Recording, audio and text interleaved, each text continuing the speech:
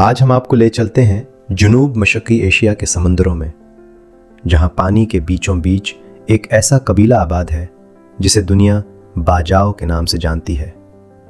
उन्हें समंदरी खाना बदोश भी कहा जाता है क्योंकि उनकी पूरी जिंदगी समंदर के साथ जुड़ी हुई है। फिलिपाइन के सोलो आर्किपेलागो से ताल्लुक़ रखने वाला ये कबीला अपनी गैर मामूली 3 फ्री डाइविंग महारतों की वजह से पूरी दुनिया में मशहूर है। ये लोग खुले समंदर में गोता लगाकर नेज़ाबाजी के ज़रिए अपनी खुराक हासिल करते हैं और यही उनका बुनियादी ज़रिया ज़िंदगी है।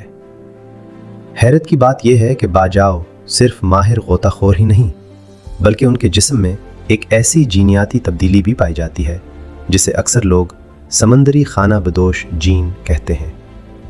इस जीन की वजह से बाजाओ के लोगों की तली आम इंसानों की निस्बत बड़ी होती है और यही तली उन्हें गोता लगाते वक्त ज़्यादा देर तक सांस रोकने में मदद देती है।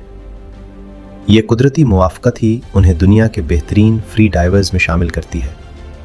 आप अंदाज़ा लगाएं, बाजाओ कबीले के माहीगीर 200 फुट की गहराई तक उतर सकते हैं और हैरानकुन तौर पर अपनी सांसें पूरे 13 मिनट तक रोक सकते हैं।